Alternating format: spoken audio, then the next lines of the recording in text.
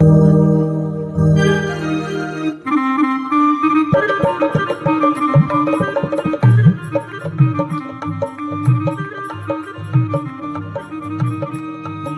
मुकुट तेरे शीश पे सोए, मोर मुकुट तेरे शीश पे सोए, प्यारी बंसी मेरो मन मोहे, प्यारी बंसी मेरो मन मोहे, देखो छवि वाली हारी जाओ, एक छवि वाली हारी जाओ, गिरधर तेरी आरती गाओ,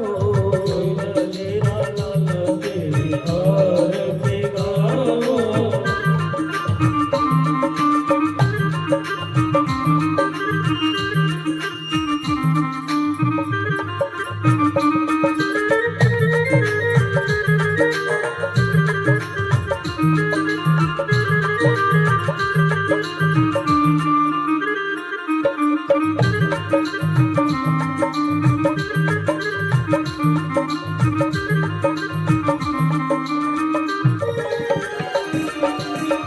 मोर मुकुट तेरे शीश पे सोए, मोर मुकुट तेरे शीश पे सोए, प्यारी बंसी मेरो मन मोहे, प्यारी बंसी मेरो मन मोहे, देखो छवि वाली हारी बजाओ, देखो छवि वाली हारी बजाओ, नंद जी का लाला तेरी आरती गाओ, बाके बिहारी तेरी आरती गाओ।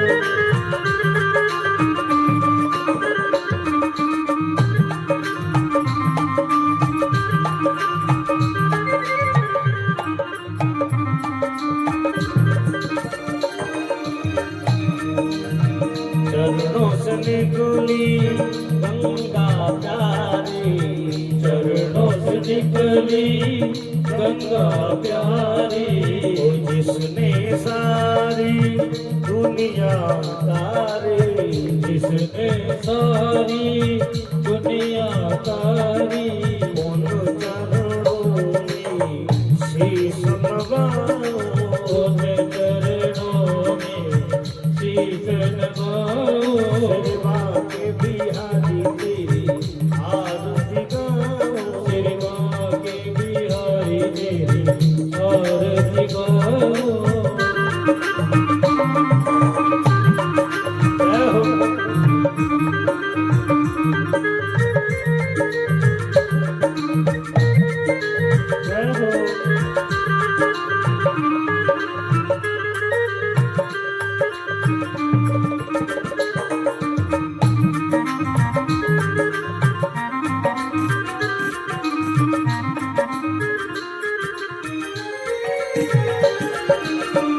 वृंदावन तेरा परम धाम है, वृंदावन तेरा परम धाम है, बाके बिहारी तेरा प्यारा नाम है, बाके बिहारी तेरा प्यारा नाम है, मैं तो तेरे नाम के गुण में गाऊं, तेरे नाम के गुण में गाऊं, नंद जी का लाला तेरी आरती गाओ, के लाला तेरी आरती गाओ।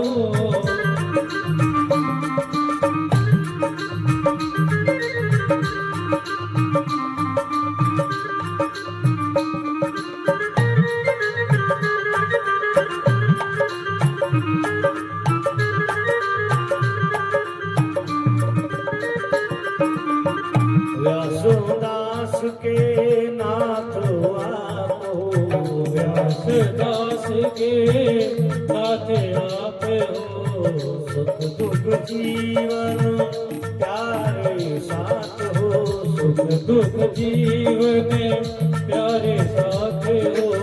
एक युगल घड़ी पल पल जाओ, देख चली तेरी गली गली जाओ। बाके बिहारी तेरी आरती गाओ, गिरधर तेरी आरती गाओ।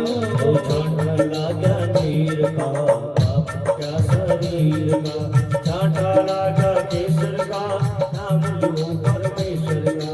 छांटा लगा भस्मी का नाम लो लक्ष्मी का। छांटा लगा जड़ का नाम लो हरि हरि का। छांटा लगा भस्मी का नाम लो माँ लक्ष्मी का। नाम लो माँ लक्ष्मी का।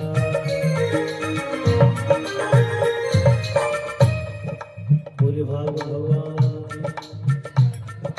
त्वमेव माता च पिता त्वमेव त्वमेव बन्धुः सखा त्वमेव त्वमेव विद्या द्रविणं त्वमेव त्वमेव सर्वं मम देवते।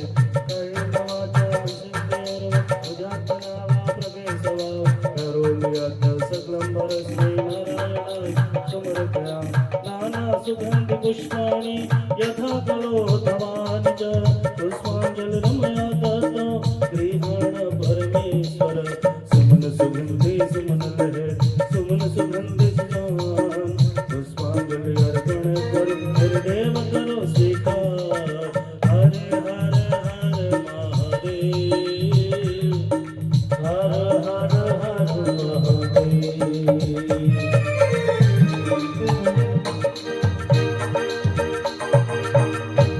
बोलिए भागवत भगवान की, कृष्ण कन्हैया लाल की। बोलिए लंबोदर गणेश भगवान की। सभी भक्त अपने स्थान पर बैठ जाएंगे। ओम स्वस्ति श्री गणेशाय नमः, श्री वेद पुरुषाय नमः, श्री गुरु चरण कमलेभ्यो नमः। विनायकं गुरुं भानुं ब्रह्म विष्णु महेश्वरान् सरस्वतीं प्रणम्यादो कथाकार्यात् सिद्धये। वर्णानामार्धसंघानां रसानां छन्दसामपि मङ्गलानां च कर्तारो वन्दे वाणि विनायको। नमो ब्रह्मण्य देवाय गो ब्रह्मण्य हिताय च जगद्धिताय कृष्णाय गोविन्दाय नमो नमः। सच्चिदानंद रूपाय विश्वोत्पत्त्यादिहेतवे तापत्रय विनाशाय श्री कृष्णाय वयं नमः। कृष्णाय वासुदेवाय हरये परमात्मने प्रणतः क्लेशनाशाय गोविन्दाय नमो नमः। रामाय रामभद्राय रामचन्द्राय वेदसे रघुनाथाय नाथाय सीताय पते नमः। अतुलितबलधामं हेमशैलाभदेहं धनुजवनकृशानं ज्ञानिनामग्रगण्यम् सकलगुणनिधानं वानराणामधीशम् रघुपति प्रिय भक्तं वादिजातं नमामि। आइए हनुमत विराजिए, आइए हनुमत विराजिए, कथा कहूँ इतिहास तुम गायक श्री राम के प्रभु में चरण गोदास। सर्वप्रथम मंगल मूर्ति भगवान श्री विनायक जी महाराज के श्री चरणों में कोटि कोटि वंदन करते हुए वैष्णव संतों का परम धन श्रीमद् भागवत महापुराण के श्री चरणों में कोटि कोटि वंदन करते हुए श्रीमद् भागवत महापुराण रचयिता गुरुदेव श्री वेदव्यास जी महाराज के श्री चरणों में कोटि कोटि वंदन करते हुए परम बैरागी परम तपस्वी श्री सुखदेव जी महाराज के श्री चरणों में कोटि कोटि वंदन करते हुए निर्गुण निराकार सगुण साकार भगवान श्री राधा कृष्ण भगवान के श्री चरणों में कोटि कोटि वंदन करते हुए यहाँ पर विराजमान सभी श्रोतागण भाई बंधु माताएं बहनें सभी के हृदय में जो अविनाशी रूप से विराजमान श्री ठाकुर जी महाराज के श्री चरणों में कोटि कोटि वंदन करते हुए सभी श्रोतागण भक्तगण माताएं बहनें भाई बंधु बुजुर्ग सभी को जय श्री कृष्णा राम जय राम राधे राधे। आइए कथा में प्रवेश करने से पहले मन और वाणी को पवित्र करने वाला भगवान नाम संकीर्तन बड़े भाव से करतल ध्वनि के साथ में पकड़ लो हाथ बनवारी नहीं तो डूब जाएंगे।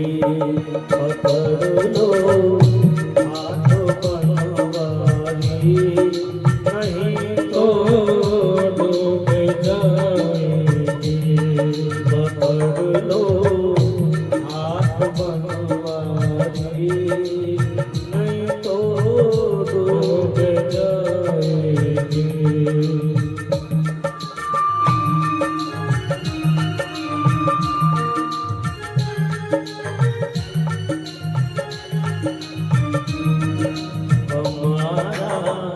कुछ न बिगड़ेगा हमारा कुछ न बिगड़ेगा तुम्हारी बात जाएगी।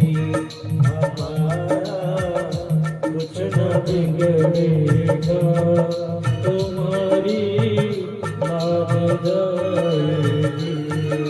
पकड़ लो नहीं तो डूब जाएगी। पकड़ो हाथ बनवारी नहीं तो सही बड़े भाग्य जाएगी।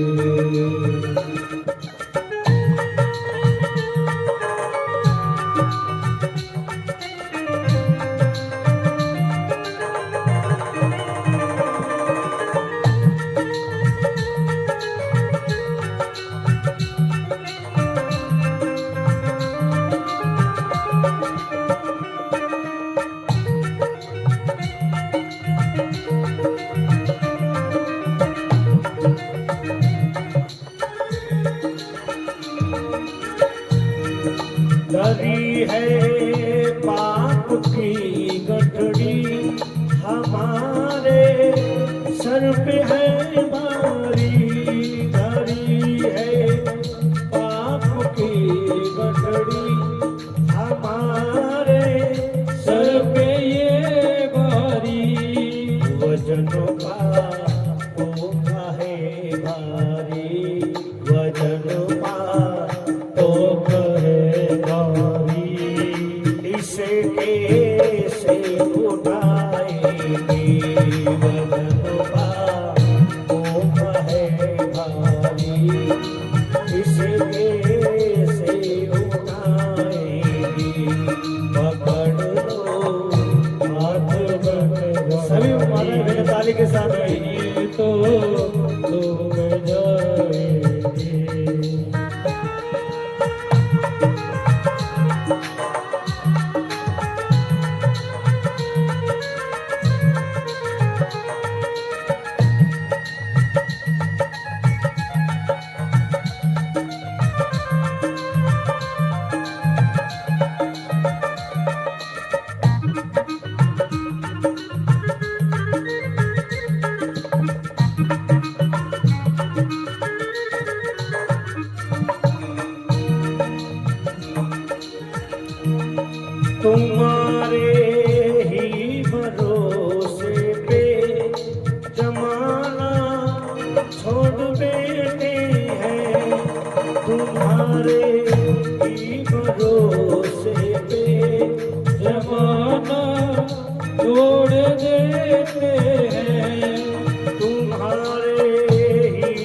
भरोसे पे जमाना छोड़ बैठे हैं। तुम्हारे ही भरोसे पे जमाना छोड़ देते हैं।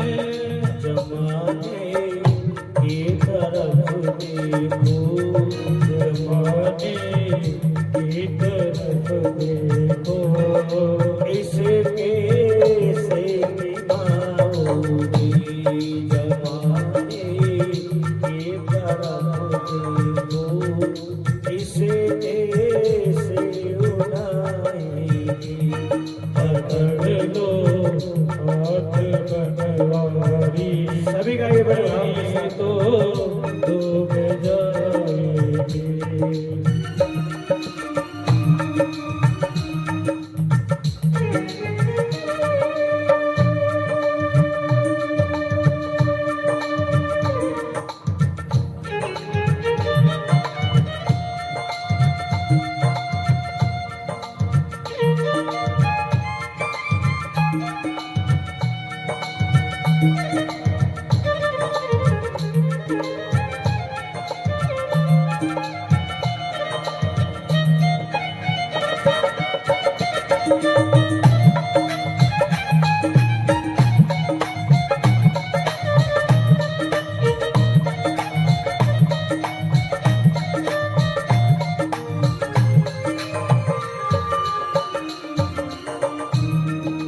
बसी है मोर में नैया, प्रभु अब डूब जाएगी। बसी है कंवर में नैया, प्रभु अब डूब जाएगी। बसी अब मोर में नैया, प्रभु अब डूब जाएगी। बसी है कंवर में नैया, प्रभु अब डूब जाएगी। भैया आप बन जाओ, भैया आप बन जाओ, तो बेड़ा पार हो जाए। भैया आप बन जाओ, तो बेड़ा पार हो जाए। पकड़ लो हाथ बनवारी, नहीं तो डूब जाएंगे।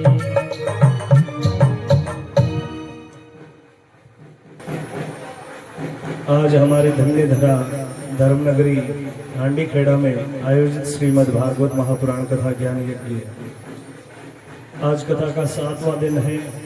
पूर्णाहुति की ओर तथा विश्राम की ओर और बड़ा ही सौभाग्य प्राप्त हुआ हमें, कथा का लाभ मिला। और महाराज कल हमने कथा को भगवान श्री कृष्ण के विवाह की कथा तक पहुँचे और भगवान श्री कृष्ण ने कितने विवाह किए? 16,108। और हमने कथा कहाँ तक कही? कल भगवान ने 8 विवाह किए और अभी भगवान के कितने विवाह बाकी है? 16,100। तो सुखदेव जी महाराज बड़े भाव से परीक्षित को कथा सुनाते हैं कि परीक्षित, भगवान ने बड़ी ही अद्भुत लीला की और यहाँ पर लोगों के प्रश्न भी उठते हैं कि भगवान ने इतने विवाह क्यों किए? क्योंकि भगवान तो करुणा के अवतार हैं और भगवान को जिस भाव से भजते हैं भगवान उसी रूप में उसे फल देते हैं, स्वीकार कर लेते हैं। एक राक्षस था जिसका नाम था भौमासुर। ये भूमि से उत्पन्न हुआ और महाराज इसने राजाओं की बेटियों को कैद करके रखा और कैद करते करते 16,100 पुत्रियों को के बंदी बना लिया। और महाराज जब भगवान को पता चला तब भगवान भौमासुर को समझाते हैं लेकिन नहीं माना। तब भगवान गरुड़ जी पर सवार होकर भौमासुर की गुफा में जाते हैं और महाराज भौमासुर की गुफा पर एक मुर नाम का राक्षस रहता था उसका संहार किया और भगवान का एक नाम पड़ा मुरारी। और महाराज भगवान फिर भौमासुर के साथ में युद्ध करते हैं और भौमासुर का उद्धार कर देते हैं और फिर राजाओं की 16,100 पुत्रियों को मुक्त करते हैं। और भगवान ने कहा कि हे राजाओं की कन्याओं, तुम अब सब अभी अपने अपने घर जाओ। तब महाराज उन कन्याओं ने कहा कि प्रभु अब हम कहाँ जाएं, अगर हम घर में जाएंगे तो हमारे पिता हमें स्वीकार नहीं करेंगे। तब भगवान ने विचार किया कि अब इन्हें कोई स्वीकार नहीं किया करेगा तो ये कुछ कन्याएं हैं जो आत्महत्या कर लेगी और कुछ कन्याएं गलत रास्तों पर चली जाएगी। इसलिए भगवान ने कहा कि हे राजकन्याओं, अगर तुम में कोई दिक्कत नहीं है, कोई परेशानी नहीं है तो आओ और मेरे द्वारिका में आपका स्वागत है, मैं आपके साथ में विवाह करूंगा। और भगवान ने जैसे ही कहा महाराज, उन राजकन्याओं ने कहा कि हे प्रभु, आप हमें स्वीकार करते हैं, इससे बड़ा हमारा क्या सौभाग्य है। और भगवान ने उनके साथ में विवाह किया। और महाराज भगवान ने विवाह क्यों किया उन कन्याओं के साथ में? क्योंकि भगवान को पता है कि ये कन्याएं कुछ गलत रास्तों पर चली जाएगी, कुछ आत्महत्या कर लेगी जिससे नुकसान होगा। तो महाराज भगवान ने उनके साथ में इसलिए विवाह किया और भगवान ने उन्हें जीने का अधिकार दिया, मान सम्मान दिया और महाराज उन्हें समाज में सिर ऊंचा रख के जीने का हक प्रदान किया। और भगवान ने उनके साथ में विवाह किया और भगवान के 16,108 विवाह हुए। फिर सुखदेव जी महाराज बड़ी सुंदर कथा सुनाते हैं कि इंद्रप्रस्थ में पांडवों के साथ भगवान राजसूय यज्ञ करवाते हैं और महाराज वहां पर शिशुपाल आदि बड़े बड़े राजकुमार भी वहां पर विराजमान हैं। तो वहां पर युधिष्ठिर ने कहा कि यहाँ पर सबसे पहले किसकी पूजा की जाए? तो नारद जी ने कहा कि हमारे प्रभु श्री कृष्ण जो है वो परमात्मा है और उनकी पूजा पहले होनी चाहिए। तब युधिष्ठिर ने भगवान श्री कृष्ण की पूजा की। उस समय शिशुपाल भगवान को अपशब्द बोलने लगता है, भीम गदा उठा लेते हैं, अर्जुन बाण उठा लेते हैं, लेकिन भगवान कहते हैं आप सभी रुक जाओ और मैंने इसकी माँ को वचन दिया है कि ये 100 अपराध करेगा तब तक मैं इसे क्षमा करूंगा। और महाराज जब 100 गलतियां हो गई, 100 अपशब्द भगवान को बोले, तब भगवान के हाथ में सुदर्शन चक्र प्रकट हुआ और शिशुपाल का उद्धार किया और शिशुपाल की दिव्य ज्योति जो थी भगवान के श्री चरणों में लीन हो गई। बोली असुर निकंदन भगवान की। भगवान ने राजसूय यज्ञ करवाया और महाराज उसके बाद में सुखदेव जी महाराज राजा परीक्षित को कहते हैं, परीक्षित मैं भगवान के एक ऐसी कथा, दिव्य कथा है जो तुम्हें सुनाना चाहता हूँ। और वो कौन सी कथा? भगवान श्री कृष्ण के सखा, भगवान के परम मित्र जिनका नाम है सुदामा। सुदामा को सभी जानते होंगे। सुदामा भगवान श्री कृष्ण के परम सखा है, परम मित्र है। और महाराज भगवान श्री कृष्ण के सखा कब हुए? जब भगवान कृष्ण गुरुकुल में पढ़ने के लिए गए तब सुदामा से मित्रता होती है। जब भगवान श्री कृष्ण कंस का उद्धार करके उज्जैन अपने गुरुकुल संदीपन ऋषि के आश्रम में जाते हैं तब सुदामा भी बीच रास्ते में चल रहा है और सुदामा के पैर में बड़ा सा कांटा चुभा हुआ है और भगवान ने सुदामा को अपने रथ में बिठाया। और महाराज तब से भगवान श्री कृष्ण की मित्रता हुई सुदामा के साथ। और महाराज सुदामा गुजरात के पोरबंदर शहर में रहने वाला एक ब्राह्मण है और आयाचक व्रत धारण करने वाला। महाराज सुदामा की दीनहीन सी अवस्था है। दीनहीन सी अवस्था माने गरीब है सुदामा। एक होता है गरीब और एक होता है दरिद्र। दरिद्र और गरीब में बहुत फर्क होता है। दरिद्र उसे कहते हैं जिसको भगवान ने खूब दिया है और धर्म के कार्यों में लगे ना, उसे दरिद्र कहते हैं। और गरीब वो है जिसके पास भगवान ने कुछ दिया नहीं है। और सही कहूं तो सुदामा ने गरीबी को चुना। सुदामा ने गरीबी को चुना है। और महाराज गरीबी चुनी कब? जब महाराज भगवान श्री कृष्ण और सुदामा गुरुकुल में पढ़ रहे थे, अध्ययन कर रहे थे। उस समय एक दिन की बात है, सभी गुरुकुल के विद्यार्थी थे, वो भिक्षा लाने के लिए गए हुए थे और उन आश्रम में एक ऋषि आए जिनका नाम था दुर्वासा ऋषि। दुर्वासा ऋषि आते हैं और भिक्षा मांगते हैं। तो गुरु माता ने कहा कि गुरुदेव, आज गुरुकुल में कोई भिक्षा है नहीं, आप एक काम करना, कल आना। तो महाराज दुर्वासा ऋषि जाने लगे, लेकिन तभी दुर्वासा ऋषि ने अपनी दिव्य दृष्टि से ध्यान लगाकर देखा कि गुरु माता ने इसे मना कैसे किया, क्या सही में ही नहीं है गुरुकुल में अन्न। तो दिव्य दृष्टि से ध्यान लगाकर देखा तो महाराज रसोई घर में एक बड़ी सी पोटली, और उस पोटली में कुछ चने हुए रखे हुए थे। और वो चने किसके लिए रखे? गुरु माता ने, कि जो बालक जंगल में जाते हैं ईंधन लकड़ियां लाने के लिए, उन बालकों के लिए साथ में ये चने भेजने के लिए रखे, क्योंकि इतने ही बचे थे।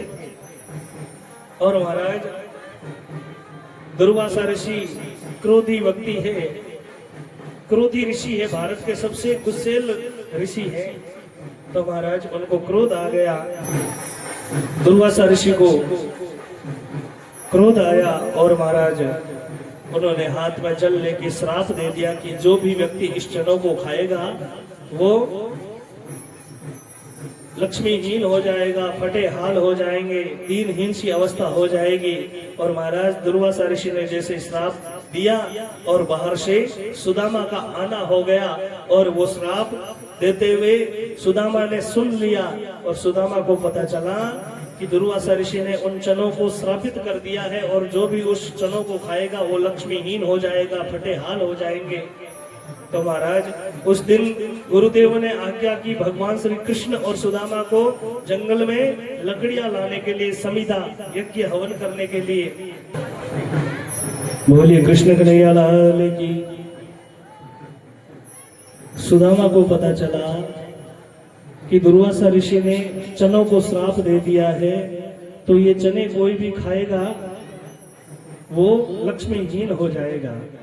तो महाराज सुदामा ने क्या किया कि वो चने की पोटली जो भगवान श्री कृष्ण को दी गई थी, सुदामा ने अपने हाथ में ले ली और कहा, कन्हैया ये पोटली मैं लेता हूँ, तुझसे संभलेगी नहीं। और महाराज भगवान श्री कृष्ण और सुदामा जंगल में जाते हैं लकड़ियां लाने के लिए, और दोपहर का समय हुआ। उसी समय महाराज आकाश से गर्जना हुई और बारिश और तूफान आने लगे, जोर जोर से आंधियां बजने लगी, और महाराज उनके साथ में बारिश आने लगी। तब भगवान श्री कृष्ण और सुदामा एक पेड़ का सहारा लेते हैं। सुदामा पेड़ के ऊपर चढ़ जाता है और भगवान श्री कृष्ण नीचे ही रुकते हैं। और महाराज उस बारिश के मौसम में भूख का प्रवाह बढ़ गया, और सुदामा मन में विचार करता है कि मेरा जो मित्र है, मेरा जो सखा है कन्हैया, ये लक्ष्मी का पति है, और ये अगर ये चने खा लेगा तो ये लक्ष्मीहीन हो जाएगा। और एक मित्र का धर्म होता है कि मित्र को संकट से निकाले। तो महाराज सुदामा ने मित्रता की पहचान दी है, मित्रता का महत्व दिया है। तो सुदामा ने विचार किया कि इस चनों को अगर फेंक भी दिया तो ये चने कहीं गलती से उग गए तो ये चने विश्व भर में फैल जाएंगे, और जो चने खाएगा वो लक्ष्मीहीन हो जाएगा। इसलिए सुदामा ने उस चनों को फेंका नहीं और विचार करने लगे, इस चनों को मैं खा लूं, मैं भले ही लक्ष्मीहीन हो जाऊं, और मेरे भाग्य की जो लक्ष्मी है वो मेरे मित्र कन्हैया के भाग्य में चली जाए तो मुझे भी कोई आपत्ति नहीं है। और महाराज सुदामा रोते हुए, आंखों में अश्रुधारा बहती हुई, सुदामा आज चनों को खा रहा है और थोड़ी देर में चने साफ कर दिए। कन्हैया ने पूछा कि सुदामा आवाज किसकी आ रही है? बोले मेरे सर्दी की वजह से दांत कटकटा रहे हैं। और महाराज सुदामा ने उस चनों को साफ कर दिया। और जब बारिश रुकी उस समय सुदामा जब नीचे आते हैं तो भगवान श्री कृष्ण ने कहा, सुदामा जो चने हैं वो चने मुझे दे, भूख लगी है।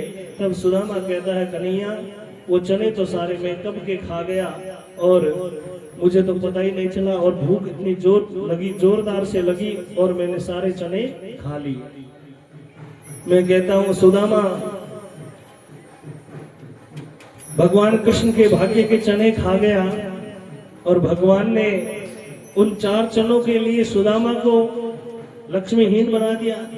ये नहीं हो सकता। और ये मित्रता की पहचान सुदामा ने बताई। और महाराज हर व्यक्ति के जीवन में एक मित्र होना चाहिए और मित्र इत्र की तरह होता है। जो इत्र कपड़ों पर लगता है, सुगंध तो देता है पर दिखाई नहीं देता, उसी प्रकार मित्र हमारे साथ में हो तो हम कहीं पर भी रहकर वो काम निकाल सकता है।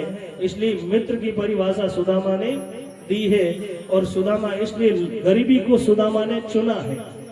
और महाराज पोरबंदर का रहने वाला सुदामा आयाचक व्रत को धारण करने वाला और सुदामा का विवाह हो जाता है सुशीला के साथ में। ये सुशीला बहुत ही पतिव्रता नारी है और महाराज ये अपने पति धर्म का पूरा पालन करती है। और महाराज सुदामा भी भगवान श्री कृष्ण के परम भक्त हैं और परम मित्र हैं। भगवान श्री कृष्ण के मित्रता होने का परिभाषा सुदामा ने दिया, लेकिन सुदामा ने अपने पत्नी को कभी नहीं बताया कि मेरे सखा जो है वो कन्हैया है।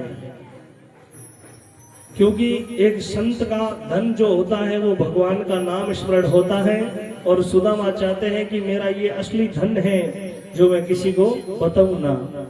सुदामा आयाचक व्रत धारण करने वाले हैं। आयाचक व्रत का मतलब है सुदामा रोज 5 घरों में भिक्षा मांगे और 5 घरों में मिल जाता तो ठीक, नहीं तो सुदामा वापिस आ जाता है। 6ठे घर भिक्षा मांगने के लिए कभी जाता नहीं है। और एक घर के आगे जाकर उतना रुकते हैं जितना एक गाय को दूहने में समय लगता है, उतना सुदामा जी महाराज हर घर के आगे रुकते हैं।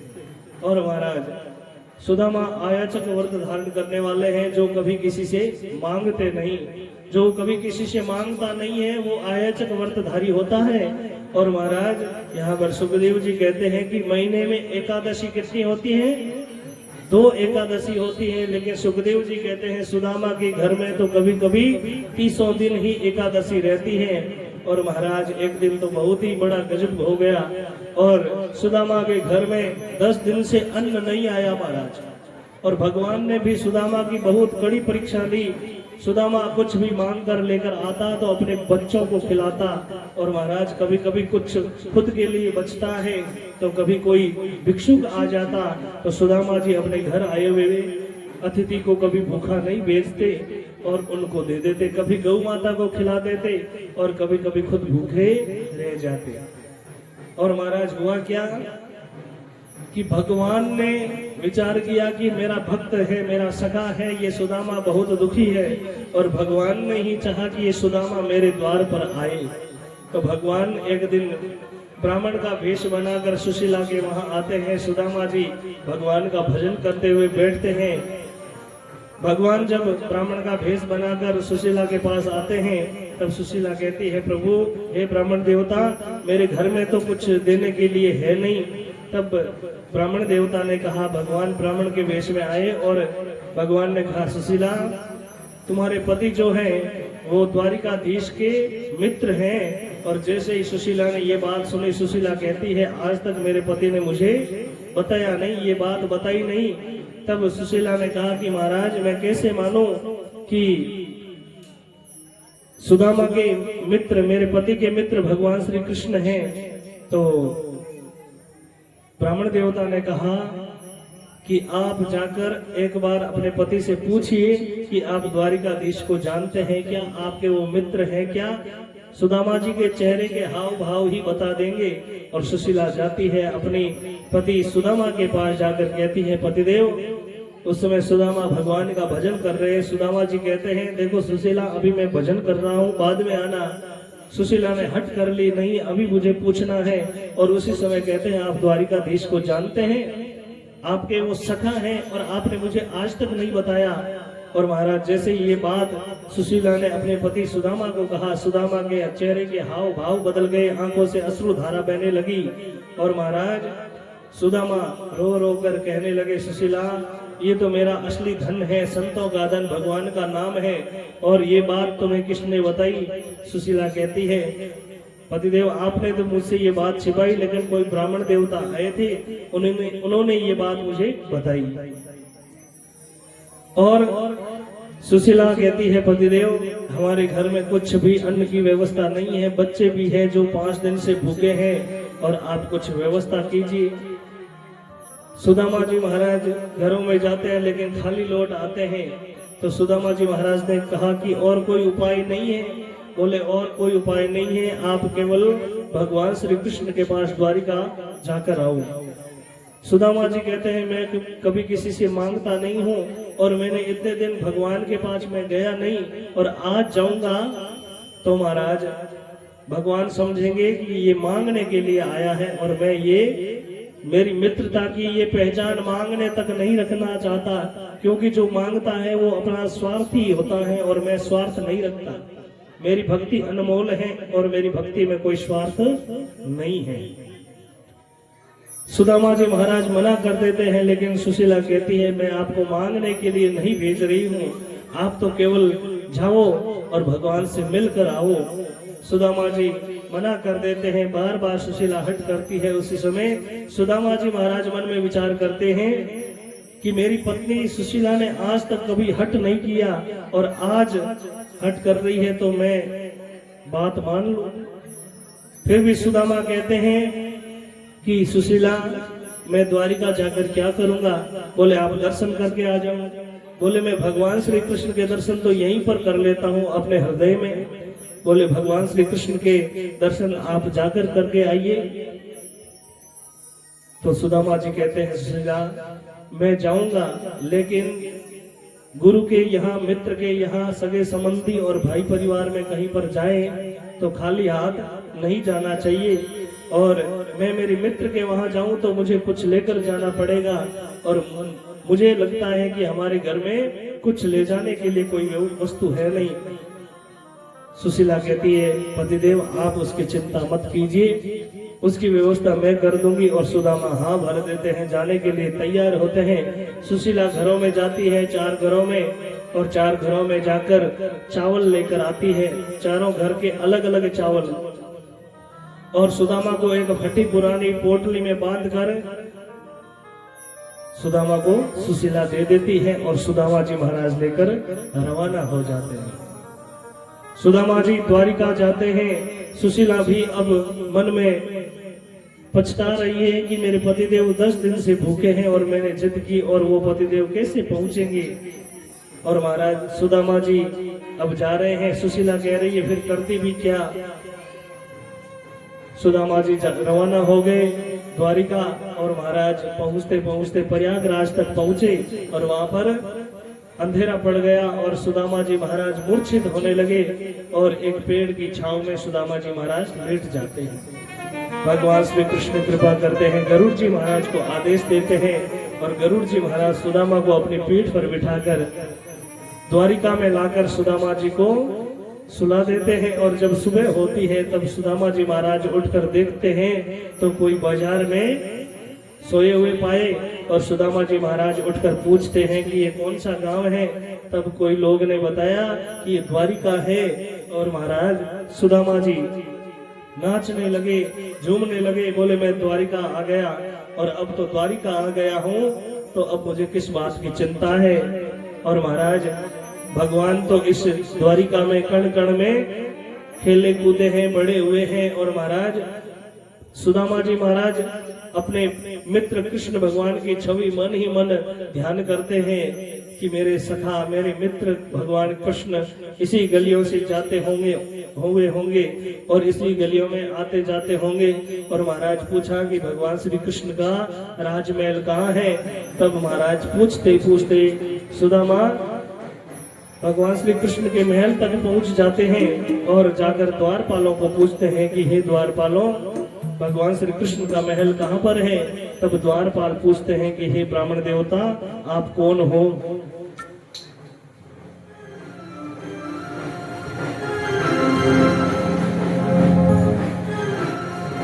कोई घनश्याम से कह दो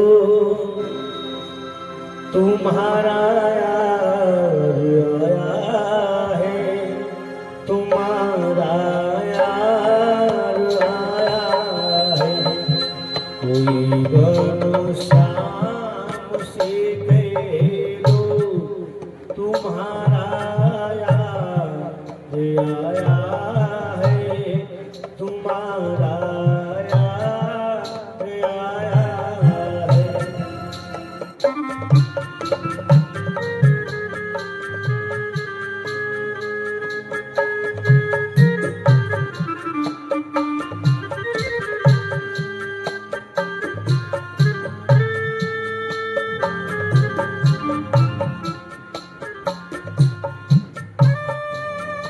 जय हो।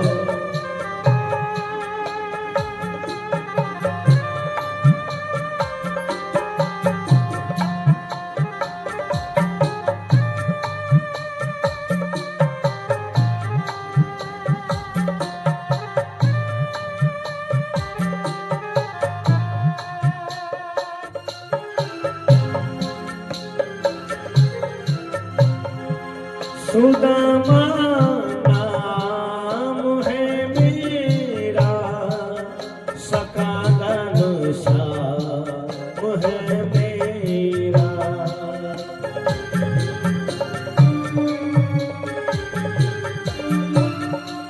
सुदामा नाम है मेरा, सका घनश्याम है मेरा।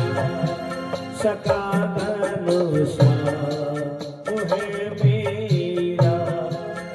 न घबराओ करो जाकर, किया है द्वार पर डेरा।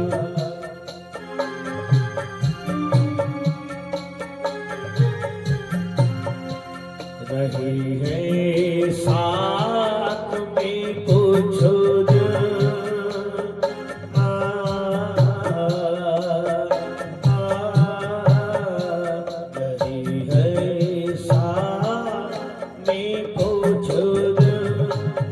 वही अधिकार लाया हो। सुदामा दास आया हो। सुदामा दास आया हो। जय हो।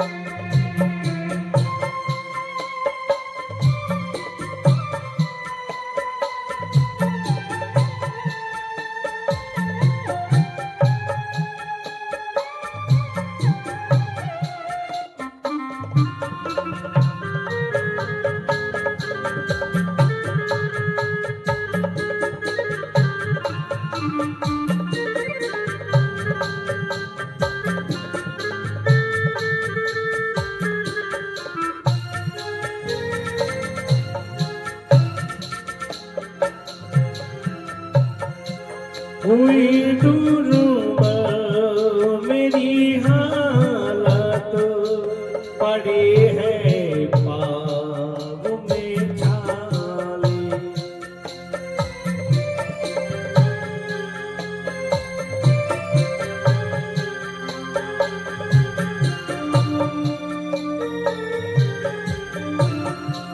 हुई दुर्बल मेरी हालत, पड़ी है पाँव में छाले।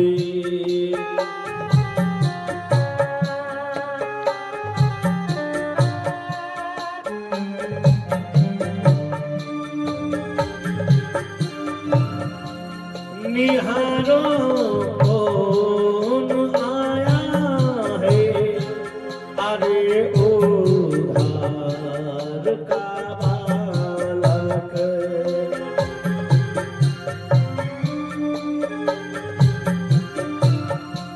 सहारा नाथ का भैया, सहारा नाथ का भैया, छोड़ संसार आया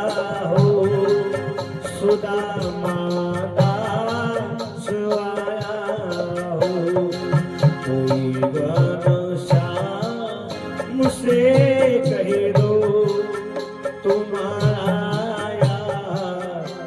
आया है सुदामा दास आया है। बोले कृष्ण कन्हैया लाल की, बोले कृष्ण कन्हैया लाल की।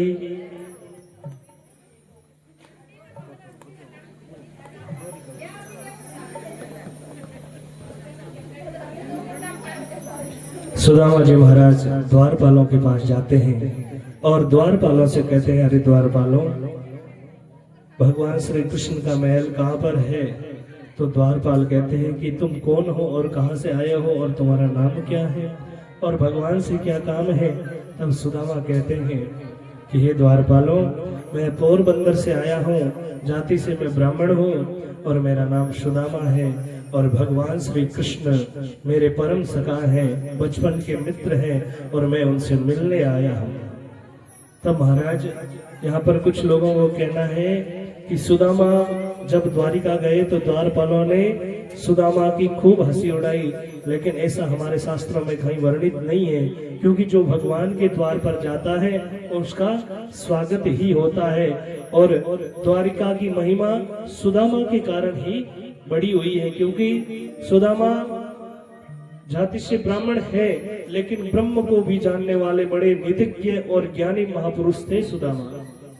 और द्वारपालों ने कहा कि हे ब्राह्मण देवता, आप कुछ देर तक रुकिए, क्योंकि हम कहीं पर जाते हैं तो पूछताछ होती है। हम किसी बड़े मंत्री के पास जाए तो मंत्री का जो सेक्रेटरी रहता है वो भी पूछताछ करता है और हमें रुकने के लिए कहता है कि बिना आज्ञा के अंदर प्रवेश नहीं कर सकते। तो सुदामा जी को भी वहां पर रोका और द्वारपाल कहते हैं कि हे सुदामा जी, आप यहाँ पर कुछ देर तक रुकिए और मैं भगवान को जाकर समाचार देता हूँ। द्वारपाल जाता है और अंदर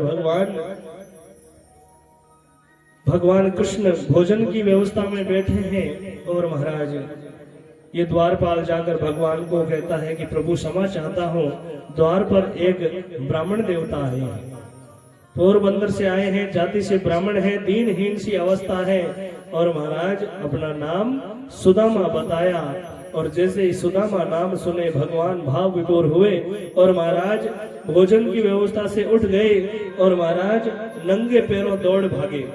अरे सुदामा आया है और बीच रास्ते में दुपट्टा गिर गया महाराज और सुदामा से मिलने के लिए भगवान स्वयं भागकर आए और द्वार पर आकर पूछते हैं कि सुदामा कहाँ है, और सुदामा द्वार से वापस लौटने लगता है और उसी समय भगवान सुदामा को आवाज देते हैं, सुदामा। सुदामा रुक जाते हैं और भगवान को देखता है कि मेरे मित्र जो है वो द्वारिका के राजा है और मैं भगवान से मिलने के लिए आया, लेकिन अब महाराज मैं कहाँ और मेरा मित्र कहाँ? मैं मेरे मित्र को लज्जित करने के लिए आ गया, ये मैंने बहुत बड़ी भूल की। लेकिन भगवान तो भाव के भूखे हैं और भगवान आए और सुदामा को हृदय से लगा लेते हैं। सुदामा का बड़े ही धूमधाम से स्वागत द्वारिका में होने जा रहा है। सब ढोल नगारे शंख बजाने वाले सभी देख रहे हैं। उसी समय भगवान श्री कृष्ण कहते हैं, रथ लेकर आओ, हमारे नगरी में ब्राह्मण देवता आए हैं और ढोल शंख नगारे बजाओ। और उसी समय बड़ा ईश्वर घोष सुदामा का स्वागत उस भव्य द्वारिका में हो रहा है और भगवान सुदामा को रथ में बिठाकर अंदर महल में ले जा रहे हैं। भगवान ब्राह्मण देवता की महिमा और हमें ये समझाते हैं कि जिस घर में ब्राह्मण नहीं आते, जिस घर में संत नहीं आते, वो घर घर नहीं है, वो मरघट के समान बताया है, शमशान के समान बताया है। और इसलिए आज भगवान खुद ब्राह्मण देवता की बड़ा ही धूमधाम से स्वागत और सेवा कर रहे हैं। सुदामा द्वारिका को देख रहा है बड़े भाव से और सुदामा को महल में भगवान स्वयं लेकर गए और सुदामा को अपने सिंहासन पर भगवान बिठाते हैं। रुक्मिणी जी भगवान को देखती है कि भगवान का ये कैसा अजीबो गरीब मित्र है और महाराज भगवान कहते हैं रुक्मणी को कि जाओ रुक्मणी जल की झारी लेकर आओ, आज हमारे घर में ब्राह्मण देवता आए हैं, हम उनका चरण वंदना करके स्वागत करेंगे। रुक्मणी जी जल की झारी लाने के लिए जाती है, देर हो जाती है और भगवान कृष्ण सुदामा के चरणों में बैठते हैं और भगवान की नजर सुदामा के चरणों पर पड़ती है तो भगवान के आंखों में अश्रु धारा बहने लगती है। क्यों? क्योंकि सुदामा के पैरों में बड़े बड़े घाव और बड़े बड़े छाले बन गए और बड़े बड़े कांटे चुभे हुए हैं और भगवान सुदामा के चरणों को देखकर रोने लगे और मन में विचार करने लगे, मेरा मित्र मुझसे मिलने के लिए अपने पैरों की बलि दे दी, ये मुझसे मिलने के लिए आया और इसके पैरों में इतने बड़े बड़े घाव पड़ गए। भगवान रोने लगे और महाराज अपने चरणों से, अपने आंखों के अश्रु से सुदामा के चरण धोने लगे। देखी सुदामा की दीन दशा, देखी सुदामा की दीन दशा, करुणा कर करुणा निधि रोए, पानी परात को हाथ छुयो नहीं, नैनन के जल सुपग धोए। रुक्मणी आई तब तक भगवान ने अपने आंखों के अश्रु धारा से सुदामा के चरण धो दिए और जहां जहां पर भगवान श्री कृष्ण के आंसू सुदामा के पैरों पर पड़े, सुदामा के पैर के घाव ठीक होने लगे, छाले ठीक हो गए और महाराज मानो सुदामा के पैर में अब कोई पीड़ा नहीं है। सुदामा का बड़े भाव से धूमधाम से स्वागत हुआ और महाराज सुदामा को भगवान श्री कृष्ण कहते हैं, सुदामा चलो मैं तुम्हें द्वारिका का भाव, द्वारिका दिखाता हूँ, मेरा महल कैसा है दिखाता हूँ। रुक्मणी जी को आदेश करते हैं भगवान कि जाओ, हमारे सुदामा जी महाराज आए हैं, मित्र आए हैं, इनके लिए भोजन की व्यवस्था करो। भगवान की पटरानियां सुदामा जी के लिए 56 प्रकार के व्यंजन बनाने लगी और भगवान सुदामा को द्वारिका के महल में घुमा रहे हैं, द्वारिका भ्रमण करा रहे हैं और भगवान सुदामा का हाथ पकड़कर कहते हैं, सुदामा ये देखो, ये हमारा किचन है, ये बच्चों के लिए अलग से पढ़ने के लिए लाइब्रेरी है और ये बेडरूम है और ये खेलने के लिए है। और महाराज सुदामा जी मन में विचार करते हैं कि हमारा मित्र जो कन्हैया है, इसके तो सब अलग अलग हैं, रसोई अलग, बैठने के लिए अलग, सोने के लिए अलग, बच्चों के लिए अलग और बच्चों के खेलने के लिए अलग, और एक मैं हूँ भगवान रो मित्र जगो मारे हुई झोपड़े रे मायने हगड़ाई भेड़ाई जाए, रसोई भेड़ी, सोने बैठने कमरो वही जय महाराज। और इतने में सुदामा जी महाराज को भगवान श्री कृष्ण की नगरी में एक द्वारिका में एक बड़ा सा रूम दिखता है। तब सुदामा कहते हैं, कन्हैया ये एक बड़ा सा रूम जो है ये किसके लिए, ये मेरे लिए बनाया है क्या? तब भगवान कहते हैं, सुदामा ये रूम नहीं है, ये बाथरूम है, ये नहाने के लिए है। तब महाराज सुदामा हंसने लगे और सुदामा कहते हैं कि मैं जाकर नहा लेता हूँ। तब भगवान कहते हैं कि तू अकेला नहीं नहाएगा, मैं तुझे नहलाऊंगा। तब सुदामा कहता है कि प्रभु अब मुझे शर्म आती है, साथ में नहीं नहाऊंगा, आपके हाथ से मैं नहीं नहाऊंगा। तब भगवान कहते हैं, जब हम छोटे थे उज्जैन में गुरुकुल में पढ़ते थे तो शिप्रा नदी में साथ में स्नान करते थे। सुदामा कहता है कि वो समय अलग था, उस समय हम छोटे थे, अभी हमें लज्जा आती है। और महाराज भगवान ने सुदामा को पकड़कर जबरदस्ती सुदामा का अभिषेक करके स्नान करवाया। और महाराज फिर रुक्मणी जी को आदेश दिया कि रुक्मणी जाओ और एक अच्छा सा पीताम्बर सुदामा के लिए लेके आओ। भगवान ने अपना नया पीताम्बर सुदामा को निकाल कर दिया और सुदामा ने उस पीताम्बर को धारण किया। फिर सुदामा ने बड़े ही भाव से भगवान के घर का बना प्रसाद सुदामा ने पाया और फिर सुदामा और भगवान श्री कृष्ण आपस में बातें करने लगे। और बातें भी क्या कि सुदामा बता घर में सब अच्छे हैं, सब बढ़िया हैं। और महाराज भगवान श्री कृष्ण और सुदामा बड़े ही सुंदर भाव से आपस में वार्ता कर रहे हैं। बता मेरे यार सुदामा रे, भाई घना दिना में आयो। बता मेरे यार सुदामा रे, भाई घना दिना में आयो। बता मेरे यार सुदामा रे, भाई घना दिना में आयो। बता मेरे यार सुदामा रे,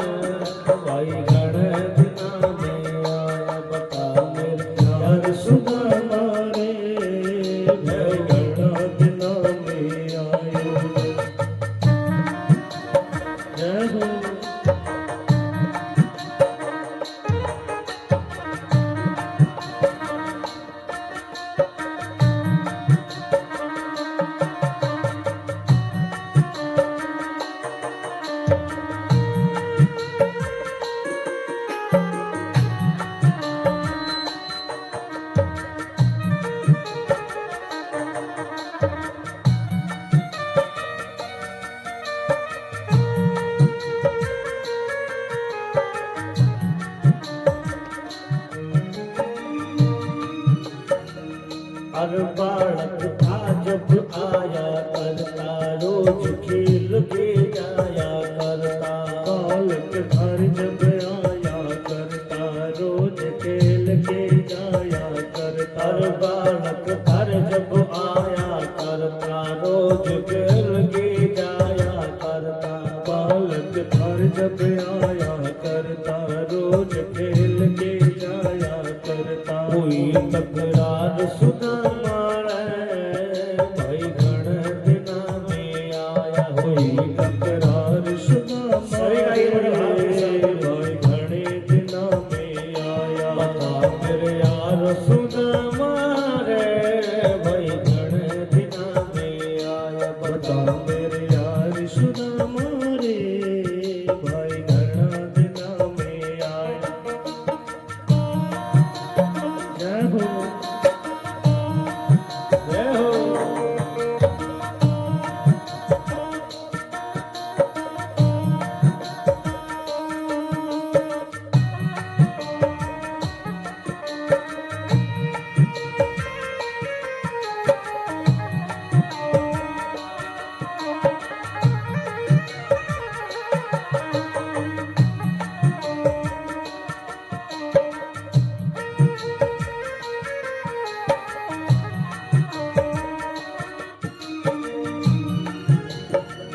हर मन सुना दे कुटुंब कहानी, क्यों कर पड़ गए ठोकर खानी। मन सुना दे कुछ सभी गाइए। कहानी, क्यों कर पड़ गई तो कर खानी। हर मन सुना दे कुटुंब कहानी, क्यों कर पड़ गिर ठोकर खानी। मन सुना दे कुटुंब कहानी, क्यों कर पड़ गई तो कर खानी। क्यों गया हार सुधा मारा, भाई गण दिना में आया।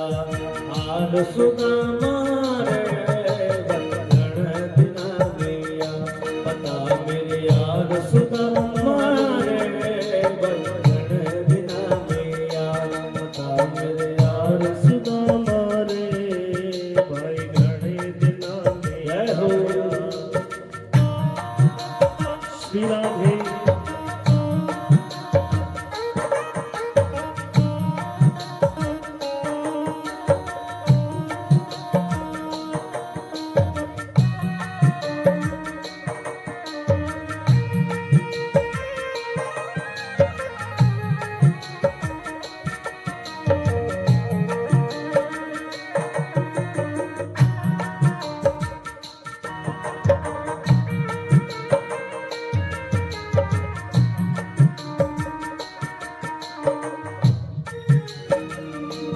सब बच्चों का हाल सुना दी, मिसरानी पे बात बता दी। सब बच्चों का हाल सुना दे, मिश्राणी की बात बता दे। अरे सब बच्चों पर हाल सुना दी, मिसरानी की बात बता दी। सब बच्चों का हाल सुना दे, मिश्राणी की बात बता दे। क्यों गया हाथ सुधा मारा, भाई घना दिना में आया। मेरे यार सुधा मारे, भाई घणे दिना में आया। क्यों गया हार सुधा मारा, भाई घना दिना में आया। हार सुधा मारा, भाई घना दिना में आया।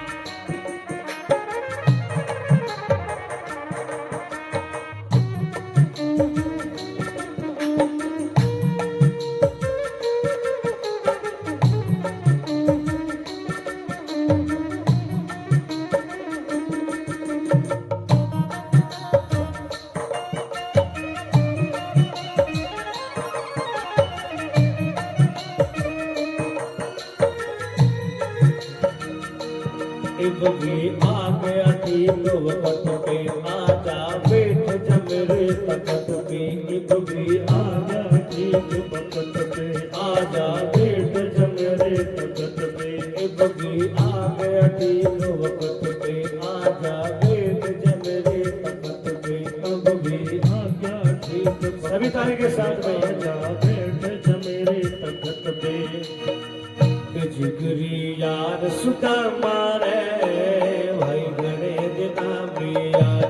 जिगरी यार सुधा मारे भाई घने दिना में आया। ना मेरे यार सुधा मारे भाई घने दिना में आया। ना मेरे यार सुधा मारे भाई घने दिना में आया। अरे भाई घने दिना में आया, भाई घने दिना में आया। बोली कृष्ण कन्हैया लाल की जय हो। सुदामा और भगवान श्री कृष्ण आपस में घर की बातें कर रहे हैं और भगवान पूछ रहे हैं, सुदामा घर में सब बढ़िया है? घर में सब बढ़िया है, ठीक ठाक है? तब सुदामा ने कहा, प्रभु आपकी कृपा से सब बढ़िया है। सुदामा भगवान से कुछ मांगना नहीं चाहता। आज सुदामा बड़ी दुविधा में है, लेकिन सुदामा ने कभी भगवान को नहीं बताया कि मेरे घर में सुबह की रोटी मिल जाए तो शाम को पता नहीं, और शाम को मिल जाए तो सुबह का पता नहीं। ये सुदामा की हाव भाव स्थिति थी महाराज, दीनहीन सी स्थिति थी। लेकिन सुदामा ने अपने मित्र को भी नहीं बताया कि मैं इतना बड़ा दुखी हूं। अब महाराज भगवान कहते, सुदामा तेरा विवाह हो गया? तब सुदामा कहते, प्रभु आपकी कृपा से हो गया और 4 बच्चे भी हैं। भगवान कहते, सुदामा तूने विवाह किया और हमें याद नहीं किया, अपने मित्र को याद नहीं किया। सुदामा मन में विचार करते हैं, प्रभु आप तो द्वारिका के राजा हैं, आपको मैं अगर न्योता देता तो आप अकेले तो आते नहीं, और साथ में बहुत सारे मंत्री नौकर चाकर आते। और महाराज मैंने तो परिवार वालों को भी भोजन कराया, वो विवाह का कर्जा जो है वो अभी तक शीश पर है, अभी तक कर्जा उतरा नहीं है। और प्रभु अगर आप आते तो महाराज शायद मेरा कर्जा कितना हो जाता ये मुझे पता नहीं है। सुदामा बात को टालते हुए कहते हैं, कन्हैया मेरी छोड़, तूने विवाह किया। अब भगवान विचार करते हैं कि कन्हैया, सुदामा मेरा भी विवाह हो गया है। अब ये कौन पूछे कि एक विवाह थोड़ी हुआ भगवान का। अब जब भगवान ने कहा कि मेरा विवाह हो गया है, तब सुदामा कहते हैं, कन्हैया मैंने विवाह किया, आपको नहीं याद किया, ये बात तो कोई बात नहीं, लेकिन आपने विवाह किया और महाराज मुझे याद नहीं किया। तब भगवान कहते हैं कि अच्छी तरह से एक भी विवाह करता तो सभी को बुलाता। रुक्मणी को दौड़ते भागते हुए मैं हरण करके लेकर आया और जामवंत जी के वहां गया। जामवंती ने मुझसे वचन मांगा और मैं जामवंती के साथ में विवाह कर लिया। सत्यभामा के साथ में भी मैं उसके घर गया और उसने भी सत्रजित ने अपने बेटी का दान कर दिया, तो मैं ना कैसे करूं। और सुदामा मैंने तो मेरे परिवार को बुलाने के लिए भी मेरे पास समय नहीं था, और तुझे कहां पर याद करूं। भगवान बात टालते हुए कहते हैं, सुदामा मैंने विवाह कर लिया। सुदामा कहते हैं, फिर कहां है, मिलाओ अपनी जो वधू है उससे मिलाओ। अब महाराज उस रण भवन में तो रानियां ही रानियां खड़ी है, सुदामा को कैसे पता कि कौन सी भगवान की है। तब महाराज भगवान ने रुक्मणी के सामने इशारा करते हुए कहा कि रुक्मणी ये सुदामा तुम्हारे जेठ की तरह है, बलराम जी की जगह है, ये मेरे बड़े भाई के समान है, इसलिए आओ और इसे प्रणाम करो। रुक्मणी जी आती है और भगवान को सुदामा को प्रणाम करती है, और सुदामा को जैसे ही प्रणाम किया, सुदामा ने कहा अखंड सौभाग्यवती हो। तभी जामवंती आती है, जामवंती को भी आशीर्वाद देते हैं। फिर सत्यभामा आती है, कलिंदी आती है, मित्रवृंदा आती है, भद्रा आती है, लक्ष्मणा आती है। अब महाराज 8 पटरानियां आई। तब सुदामा ने कहा, कन्हैया ये सब आपकी रानियां हैं? तब भगवान ने मुस्कुराते हुए कहा, सुदामा ये मेरी तो है, कोई पड़ोस वालों की उठाकर थोड़ी लेकर आया। अब महाराज भगवान कहते हैं कि कन्हैया, भगवान कहते हैं कि सुदामा तुम्हारा काम है आशीर्वाद देना, तुम आशीर्वाद देते जाओ। अब महाराज सभी रानियां आती हैं और सुदामा को प्रणाम करती है, और सुदामा सभी को आशीर्वाद देते देते 200 रानियां प्रणाम करती है, तब सुदामा कहते हैं कन्हैया मेरा हाथ जो है अब मेरे शरीर से अलग होने वाला है, क्योंकि आशीर्वाद दे दे के मेरा हाथ नीचे गिरने वाला है, कुछ स्टैंड वगैरह लगाओ। तो भगवान ने तकिए वकिए लगाकर सुदामा के हाथ के नीचे आसन दिया और सुदामा आशीर्वाद देते हैं। और महाराज 700 रानियां ने जब आशीर्वाद लिया तब सुदामा कहते हैं कन्हैया और कितनी है?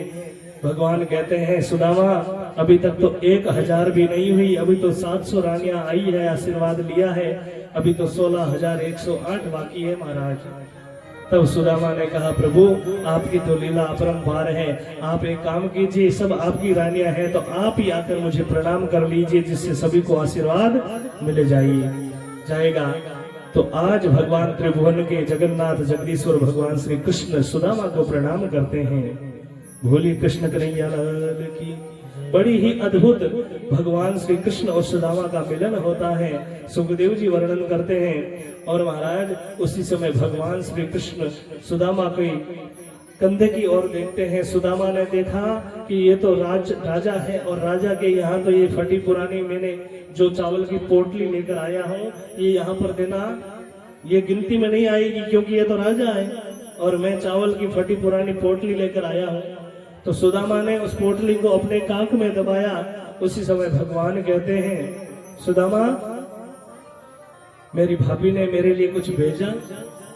बोले नहीं प्रभु, मैं तो ऐसे ही मेरे मन में भाव आया कि मैं आपसे मिलने आऊं तो मैं रवाना हो गया। सुदामा ने ऐसे बात टालते हुए कहा, तब भगवान समझ गए और सुदामा ने उस पोटली को कांख में दबाते हुए उसी समय भगवान कहते हैं सुदामा तेरा एक कंधा नीचे है, एक कंधा ऊपर है।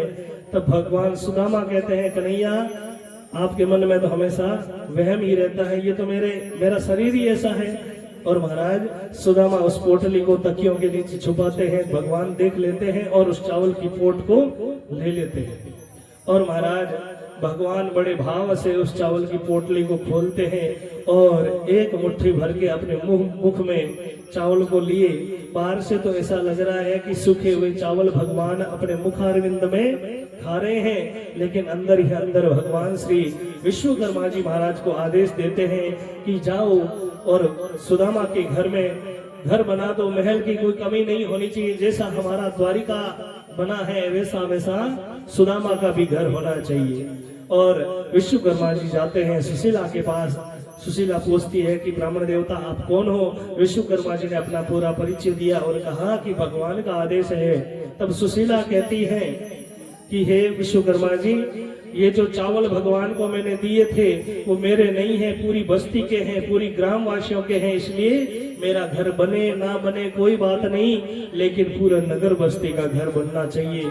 विश्वकर्मा जी ने भगवान को याद किया। भगवान ने आदेश दिया कि जैसा सुशीला का भाव है वैसा कर दीजिए। और पूरी पोरबंदर वासी का सुदामा नगरी को विश्वकर्मा जी ने बड़ा ही सुंदर भाव से बसाया और फिर सुदामा का बड़ा ही सुंदर महल बनाया। और यहाँ पर दूसरी मुट्ठी भरकर भगवान चावलों को अपने मुख में लेते हैं और महाराज कुबेर जी महाराज को आदेश देते हैं कि जाओ और सुदामा के वहां भी कोई भी वस्तु अन्न धन की कोई कमी नहीं रहनी चाहिए। और महाराज कुबेर जी कृपा करते हैं और सुदामा के घर में कोई भी वस्तु की कमी नहीं रहती है। सोने चांदी आभूषण इत्यादि कुबेर जी महाराज सब वहां पर व्यवस्था कर देते हैं। और तीसरी मुट्ठी भरते हैं उस समय रुक्मणी जी हाथ पकड़ लेती है और कहती है प्रभु मैं तो आपकी चरणों की सेवा करना चाहती हूँ और आप मुझे वहां पर भेजते हो सुदामा के वहां। आप एक काम कीजिए, 2 मुट्ठी में तो सारा कुछ दे दिया और कुछ सेवा हमें भी प्रदान कीजिए ताकि हम भी आपके मित्र की कुछ सहायता कर सके। तो तीसरी मुट्ठी रुक्मणी जी ने ग्रहण किया और महाराज साक्षात लक्ष्मी जी वहां पर विराजमान हुई। बोली लक्ष्मी नारायण भगवान की। सुदामा का वहां पर महल बन गया, सारी व्यवस्था हो गई, लेकिन सुदामा यहाँ पर द्वारिका में रहते रहते 2 दिन हो गए। सुदामा ने मन में विचार किया कि अब मुझे यहाँ से जाना चाहिए क्योंकि मित्र के घर ज्यादा नहीं रुकना चाहिए। तो सुदामा जी ने कहा प्रभु मैं अब जाऊं।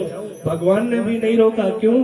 क्योंकि भगवान को पता है कि सुदामा की जो पत्नी है सुशीला वो पतिव्रता नारी है, और जब तक सुदामा जाएगा नहीं तब तक वो भोजन नहीं करेगी। और महाराज भगवान ने कहा कोई बात नहीं, आप जा सकते हो, लेकिन जाने से पहले जो मैंने दिया पीताम्बर, वो पीताम्बर वापस दो। भगवान ने जैसे ही पीताम्बर मांगा, सुदामा कहते हैं, मन में विचार करते हैं, देखो कैसा कंजूस सखा है, कंजूस मित्र है। मैं जो चावल लेकर आया मुझे पूछा भी नहीं, और मुझे बिना पूछे ही मेरे सामने देखते देखते चावलों को खा गया, और जो पीताम्बर दिया है वो पीताम्बर भी वापस मांग रहा है। ये भी इसने अपनी इच्छा से दिया और ये भी मांग लिया। सुदामा ने कहा प्रभु मेरी धोती तो है वो फटी हुई है। तब रुक्मिणी जी को आदेश करते हैं भगवान, रुक्मिणी जी उस धोती को सिलाई करके सुदामा को वापस देते हैं। सुदामा ने अपनी धोती वापस पहनी और पीताम्बर भगवान को वापस दिया, और सुदामा जी महाराज अब जाने लगे। और महाराज मन में विचार करते हैं कि मैंने भगवान से कुछ मांगा भी नहीं और भगवान ने मुझे कुछ दिया भी नहीं, और घर पे जाऊंगा तो महाराज गृह लक्ष्मी सुशीला को क्या जवाब दूंगा। चावल लेकर गया, वो भी अकेले अकेले खा गया, मुझे पूछा नहीं। और महाराज ऐसे चिंता करते हुए सुदामा जी अपने गांव पहुंचे, और वहां पर जाकर देखा तो महाराज झोंपड़े नहीं, वहां पर महल बने हुए हैं। और सुदामा ने मन में विचार किया कि मेरा घर तो यहीं पर था, और यहाँ पर तो बड़ा बड़ा लोकेश, बड़े बड़े हवेलियां बनी हैं। मुझे लगता है कि मैं 2 दिन द्वारिका क्या गया, यहाँ पर किसी राजा ने यहाँ पर कब्जा कर लिया है और अपने महल बना लिए, और पता नहीं मेरे जो बीवी बच्चे हैं उनको कहाँ भगा दिए। सुदामा जी विचार करते हैं। उसी समय सुशीला आती है और महाराज सुदामा जी को प्रणाम करती है, श्रृंगार करके आती है। सुदामा जी ने सुशीला को पहचाना नहीं और कहा कि सदा सुखी रहो, अखंड सौभाग्यवती भव। देवी आप कौन हो और मेरे बीवी बच्चे कहाँ गए? अब महाराज जैसे सुदामा ने कहा कि आप कौन हो, तो सुशीला कहती है, हे सुदामा जी, हे पतिदेव, मैं आपकी पत्नी सुशीला हूँ। और महाराज जैसे ही पूरा परिचय दिया और सुदामा जी बड़े प्रसन्न हुए। अरे ये कैसे हुआ? बोले आप वहां पर गए, यहाँ पर भगवान ने बड़ी कृपा की, विश्वकर्मा जी आए, सारी बात बताई और सुदामा जी की आरती उतार के सुदामा जी को घर में चरण वंदना करके स्वागत करके बिठाया। महाराज बोलिए भक्त और भगवान की। सुखदेव जी महाराज राजा परीक्षित को बड़े ही भाव से सुदामा चरित्र सुनाते हैं, और उसके बाद में परीक्षित को कहते हैं कि भगवान श्री कृष्ण और उद्धव जी का संवाद आता है। भगवान का वापिस गोलोक धाम जाने का समय आ जाता है, और महाराज यदुवंशों को श्राप लग जाता है। और श्राप भी किस लिए लगा कि जामवंती का एक बेटा था जिसका नाम था सांब। ये भगवान की 16,108 रानियां, प्रत्येक रानी के 10-10 पुत्र थे। और महाराज यादव का परिवार बहुत बढ़ गया, भगवान श्री कृष्ण का परिवार भी बहुत बढ़ गया, और ये भगवान की बड़ी लीला थी। भगवान ने बड़ी लीला की, और महाराज कुछ बच्चे थे आपस में मिल करके इस जामवंती के बेटे सांब को स्त्री के कपड़े पहनाए, और महाराज ऋषियों की परीक्षा लेने के लिए ये लड़के लोग गए, और महाराज जाकर पूछा कि महात्मा जी आपको सब कुछ पता चलता है, ये जो स्त्री खड़ी है इसका लड़का होगा या लड़की? और महाराज ऋषियों ने श्राप दे दिया कि इस स्त्री के ना तो लड़का होगा और ना लड़की होगी, इसके होगा मूषण जो यादवों का विनाश कर देगी। और महाराज ऋषियों ने श्राप दिया, कहते हैं अन्न का कण और संतों का क्षण कभी बर्बाद नहीं करना चाहिए। संत अपनी तपस्या में लीन थे, लेकिन यादवों के बालकों ने संतों को परेशान किया और संतों ने श्राप दे दिया। और महाराज जब सांब के वस्त्र उतारे तो महाराज सांब के पेट की जगह मूसल निकला, और महाराज भगवान कृष्ण के पास बालक दौड़े दौड़े गए और भगवान को कहा कि संतों ने श्राप दे दिया और ये मूसल निकला है। तब भगवान ने आदेश दिया कि इस मूसल को तुम घिस घिस करके पाउडर बना दो और नदी में फेंक दो। और महाराज उस मूसल को घिसा और पाउडर बना के उस नदी में फेंका और महाराज पीछे मूसल का एक टुकड़ा बचा था वो भी उस तालाब में फेंक दिया, जिससे उस मूसल के पाउडर से नदी के किनारे एर का नाम की तीक्ष्ण घास उग गई और जिससे यादव आपस में लड़ लड़ के कट कट के मर गए। और भगवान एक पेड़ के नीचे ये दृश्य देख रहे हैं और उस मूसल के बचा हुआ जो टुकड़ा था, एक व्याध ने, एक शिकारी ने उस टुकड़े को निकाला और उसको तीक्ष्ण करके अपने बाण की नोक पर लगाया और शिकार करने लगा।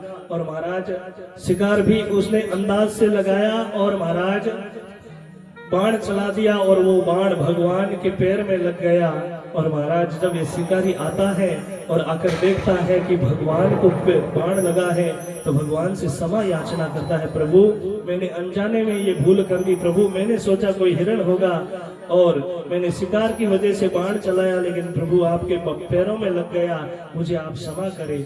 तब भगवान ने कहा कि हे व्याध, ये मेरे पूर्व जन्म का कर्म था जो मैंने भोगा।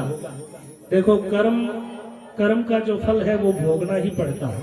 भगवान कौन से कर्म की बात कर रहे हैं? भगवान उस शिकारी को कहते हैं, देख भाई, तू पिछले जन्म में बाली था और मैं पिछले जन्म में राम था और मैंने पेड़ के पीछे छिपकर तुझे बाण मारा था और आज तूने वो बदला वापस ले लिया। ये मेरे पूर्व जन्म का कर्म है और मैंने भोगा।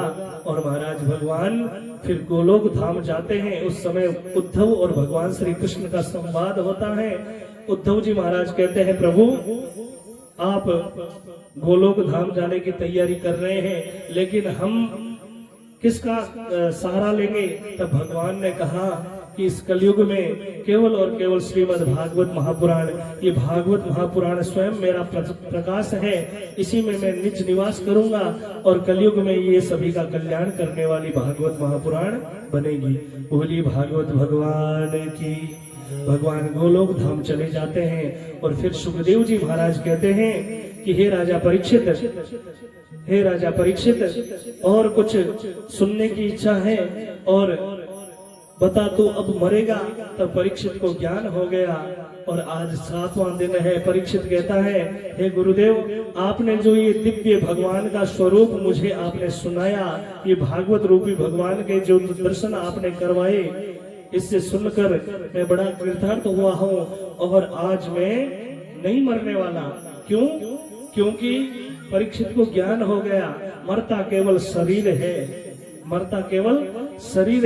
परीक्षित कहता है, मैं न तो शरीर हूँ और न मैं मन हूँ, न मैं अहंकार हूँ, मैं तो केवल आत्मा हूँ जो भगवान परमात्मा का अंश हूँ। और मरता तो ये शरीर है, ये आत्मा कभी मर नहीं सकती। इसलिए प्रभु आपकी कृपा से मेरा ये जो मरने का जो डर था ये दूर हो गया।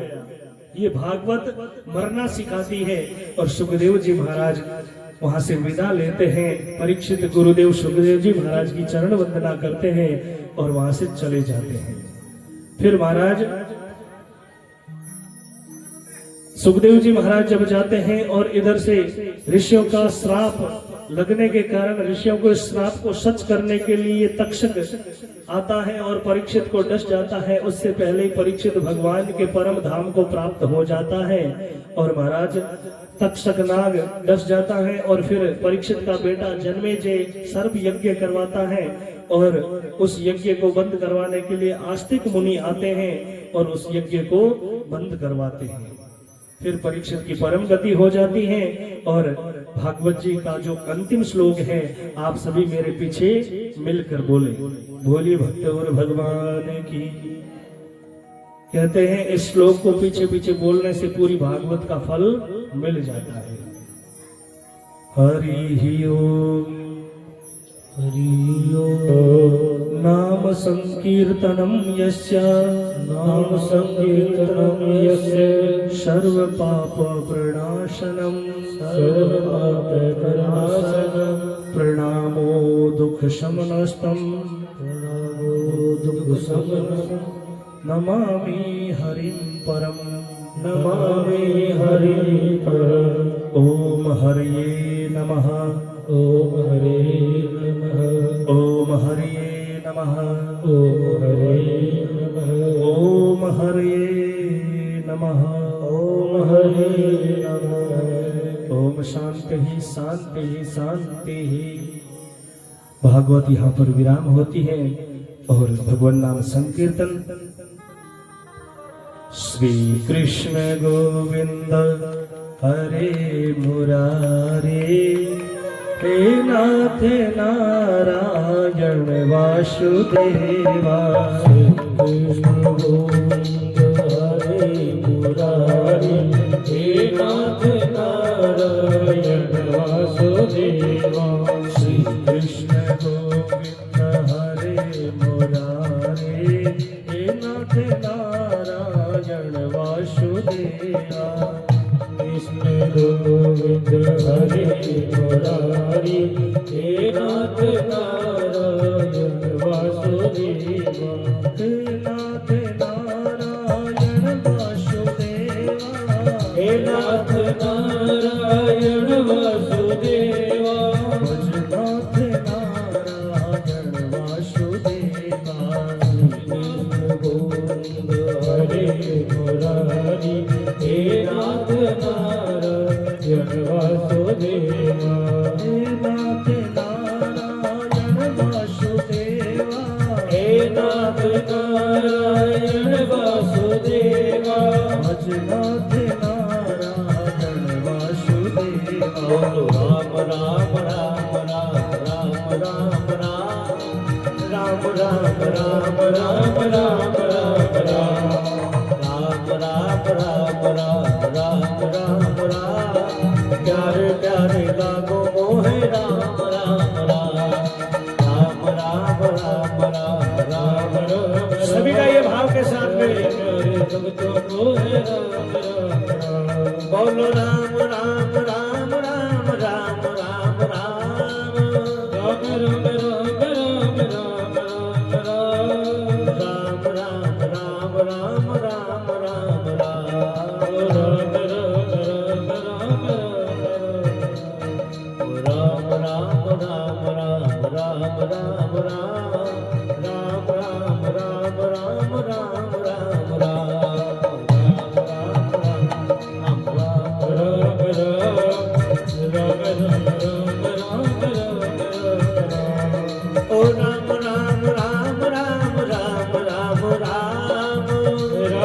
सभी का ये राम नाम का कीर्तन सभी के राम राम राम राम राम राम राम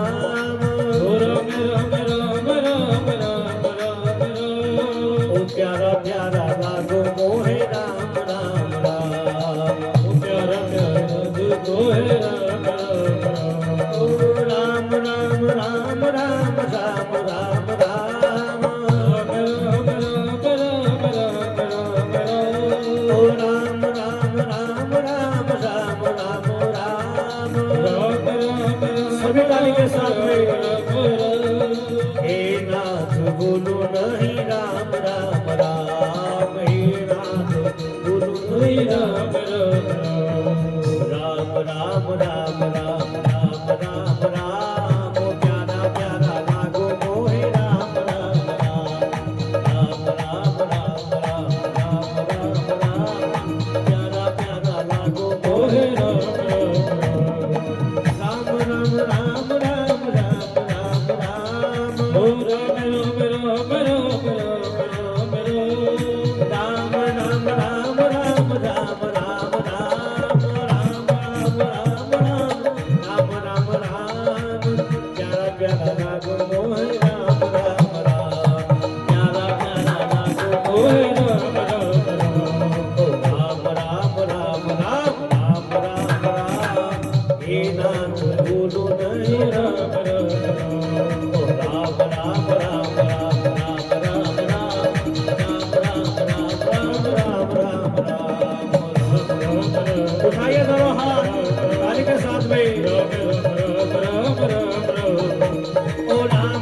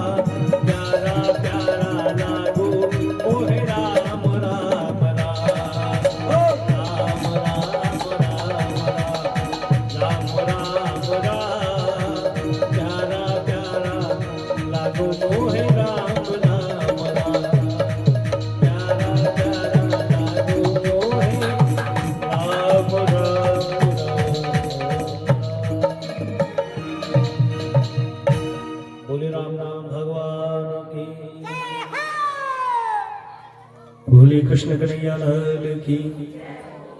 देखो धर्मनगरी हांडीखेड़ा सिरसा में आयोजित श्रीमद् भागवत महापुराण कथा ज्ञान यज्ञ हमारे इस धन्य धरा धर्मनगरी में 7 दिनों से बड़ा ही शांति पूर्वक ये कार्यक्रम भागवत जी की कथा और नानी भाई रोमायरों और भजन संध्या बड़ी ही शांति पूर्वक पूर्ण हुई।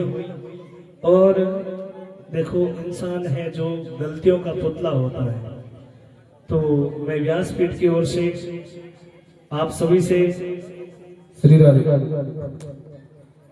इन 6 दिनों में इन 7 दिनों में कोई भी मन सु वचन सु बोलने में कभी भूल चूक हुई तो आप रो भाई समझ और भगवान श्री राधा रानी और राधा कृष्ण भगवान श्री चरणों में क्षमा प्रार्थी हैं।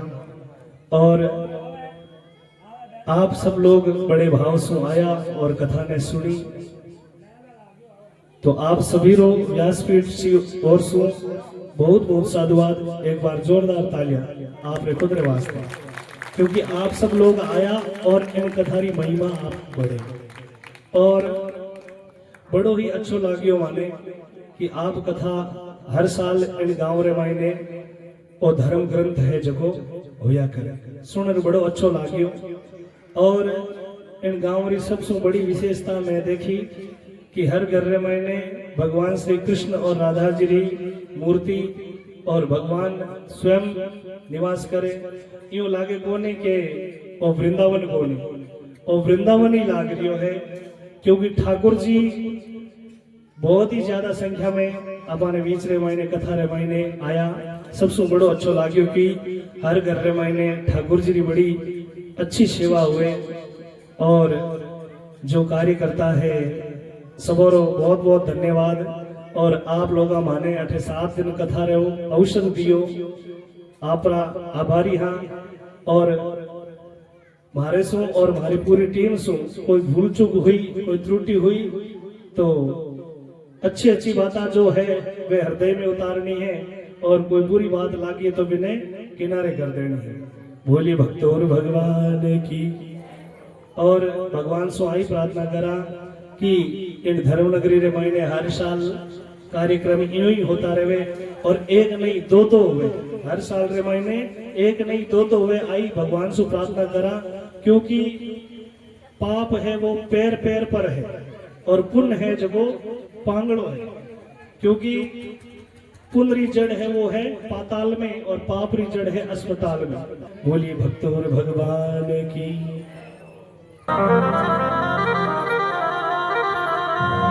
राम राम रे भाया राम राम रे,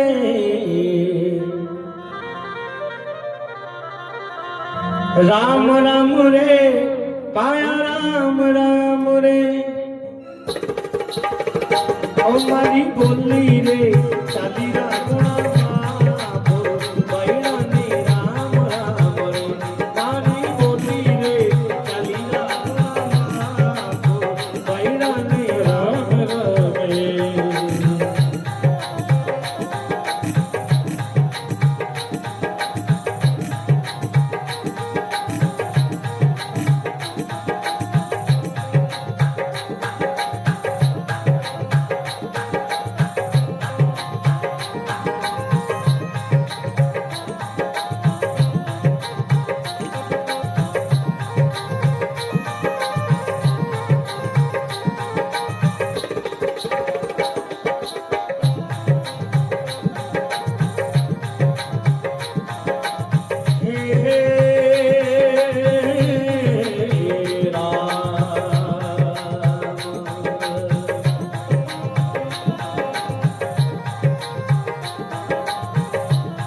होवे तुम्हें पाँच लगाया में राम राम रे।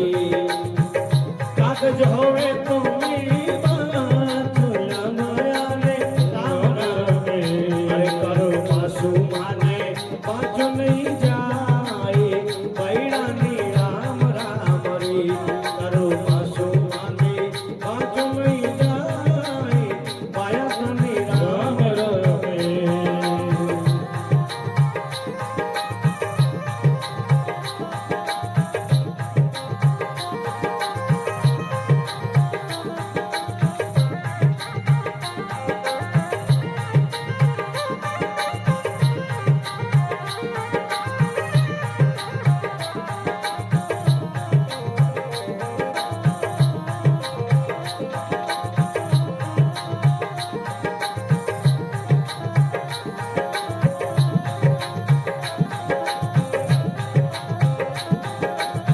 अरे कुओ होवे तुम्हें ढाक लगाया में राम राम रे। कुओ होवे तुम्हें ढाक लगाया में राम राम रे। अरे मासू समुदर मासू ओ तो सुंदर मासू ढाक नहीं जाए बैरा ने राम राम रे। ओ तो सुंदर मासू ढाक नहीं जाए। अरे पाया ने राम राम रे। राम राम रे भाया राम राम रे।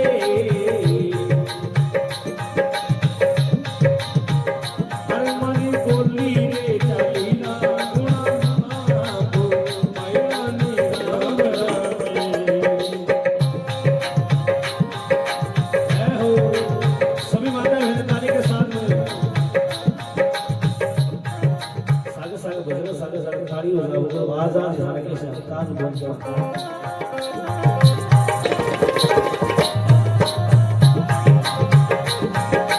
अरे राम राम रे भाया राम राम रे। ओ राम राम रे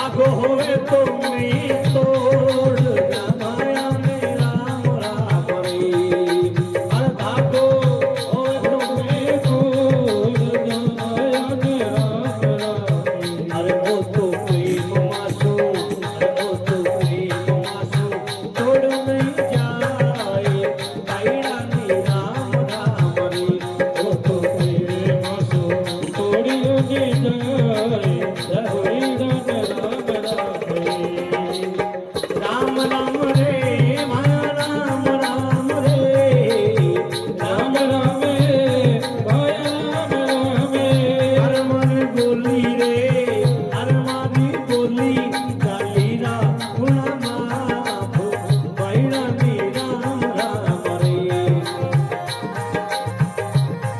सभी माता बहन ताली के साथ में बोलिए सतगुरुदेव की।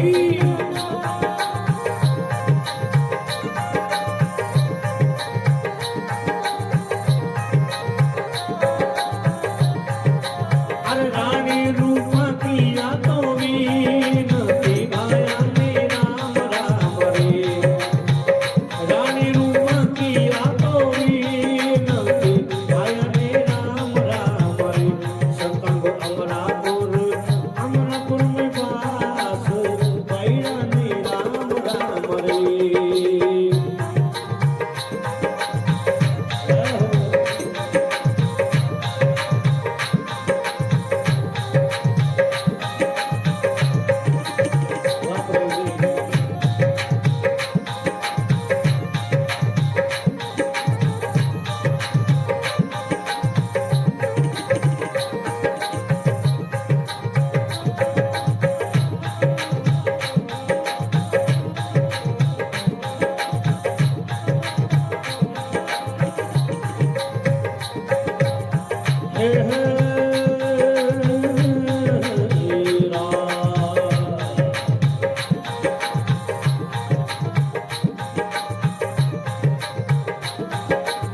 अरे काबर होवे तुम मेरा गया माया ने राम राम रे काबर होवे तुम मेरा गया माया ने राम राम रे ओ तो रावण माशो राजो नहीं जाए माया ने राम राम रे।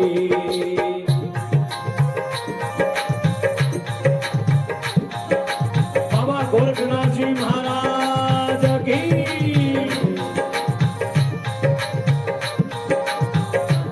जय वीर गोगा जी महाराज की।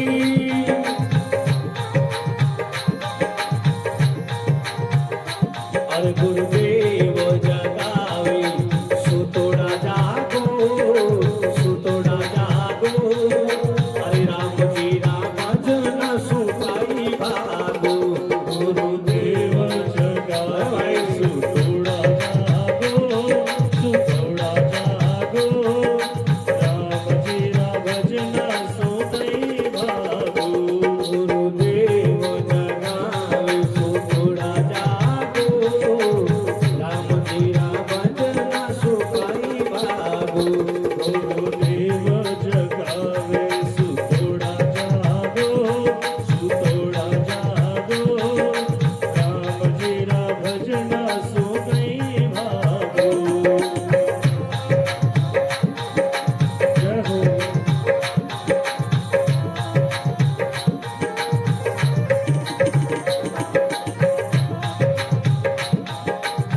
काई काम करवा के जो थाने राम जी काई काम करवा के जो थाने अरे काई काम करवा के जो थाने राम जी काई काम करवा के जो थाने अरे काई काम तुमको करवा लागो अरे राम जी राम भजन सुखाई भागो गुरुदेव जगावे सुतोड़ा जागो अरे राम जी राम भजन सुखाई भागो राम जी राम भजन सुखाई भागो।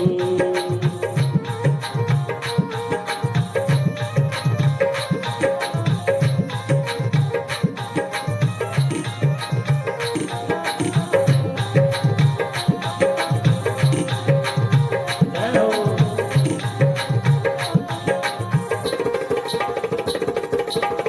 राम जी बनायो थाने बिना कपूर राम जी बनायो थाने बिना कपूर अरे राम जी बनायो थाने बिना कपूर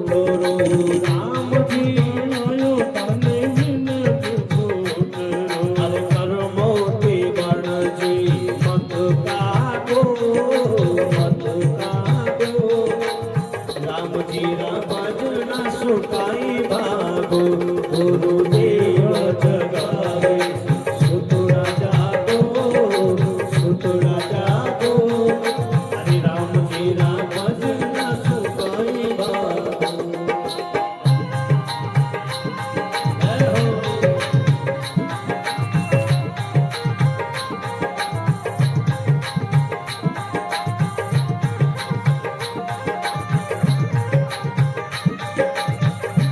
मात पिता गुरुदेव की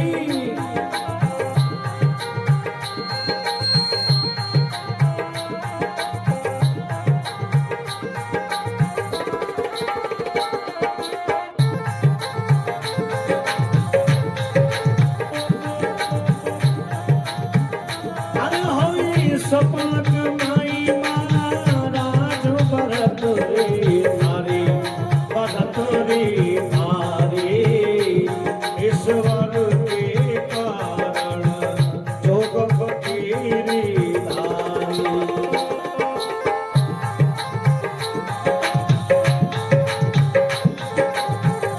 अरे होई सफल कमाई राज भरत रे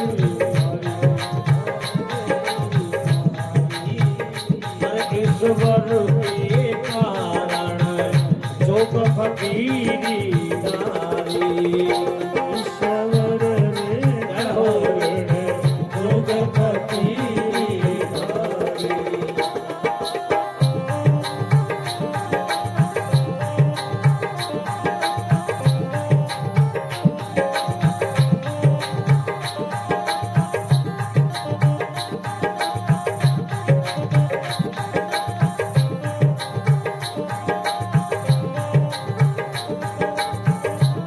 अरे राजा सूतों में लगे माय तरसना जागी तरसना जागी अरे जग मिलिया गोरख नाथ बरमना बागे जग मिली गोरख नाथ बरमना बागे ओ राजा जाओ खेल के मायन का आवो फिरे लगा आवो फिरे अर पिघला के जो मात करो मत तेरी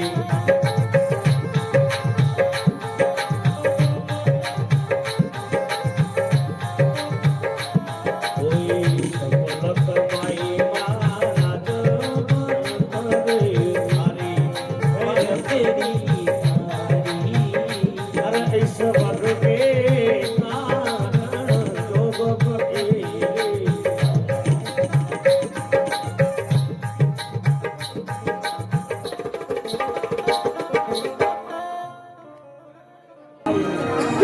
ओम जय शिव ओंकार कर्पूर गौरम गौरम संसार सारम भुजगेन्द्रहारम सदा वसंतं गजाननं भवानी सहितं जय शिव ओंकार प्रभु जय शिव ओंकार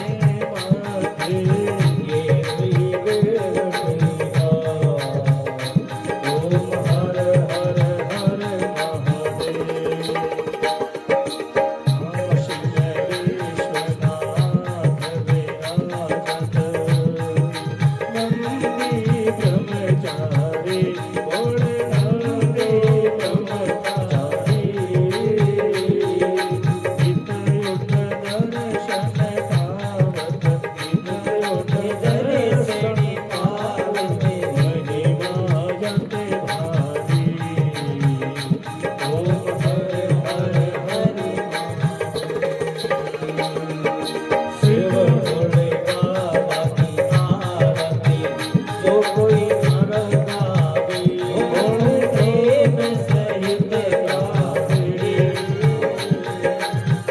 कह तो शिवानंद स्वामी रगत शिवानंद स्वामी वासित भगवानी ओम हर हर हर महादेव ओ श्यामा तेरी आरती कन्हैया तेरी आरती सारा संसार करेगा कर जोड़ के ओ श्यामा तेरी आरती कन्हैया तेरी आरती सारा संसार करेगा कर जोड़ के अम्मा को तेरा जस गावी अम्मा तेरा जस गावी हरे राधा माधव की भगवानी राधा माधव के पद पावे भगवान तेरो जस गावी तेरो जस गावी राधा माधव की भगवानी राधा माधव के पद पावे ओ पावे सुरस पार कर एक हाथ जोड़ के पावे सुरस पार करेगा कर जोड़ के ओ श्यामा तेरी आरती कन्हैया तेरी आरती सारा संसार करेगा कर जोड़ के जो कोई श्याम जी की आरती गावे जो कोई श्याम जी की आरती गावे जो कोई कान्हा जी की आरती गावे जो कोई कान्हा जी की आरती गावे राधा माधव की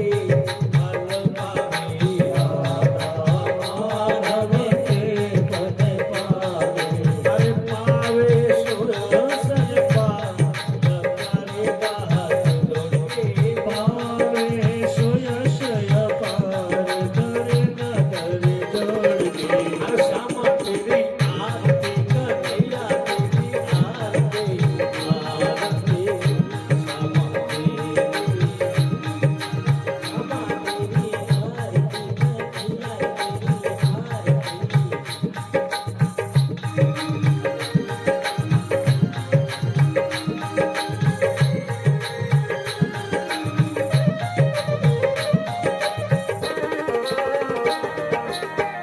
कृष्ण कन्हैया लाल की हो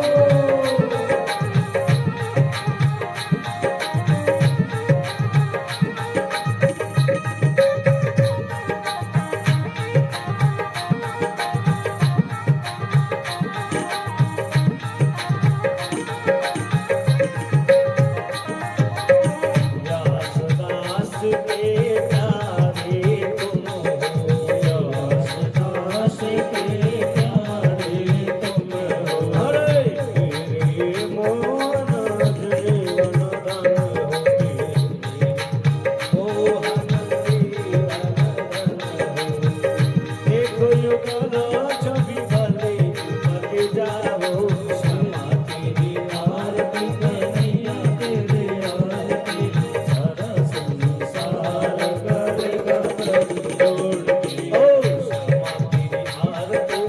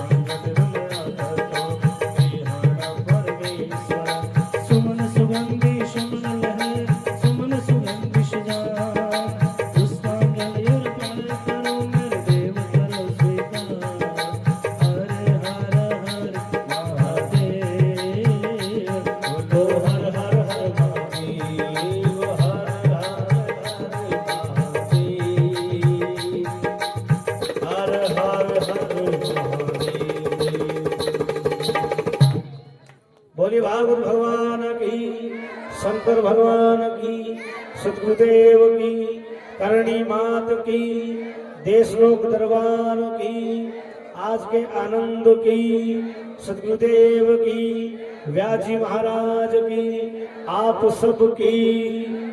ओम नमो पार्वती पदे हर हर महादेव शंभो।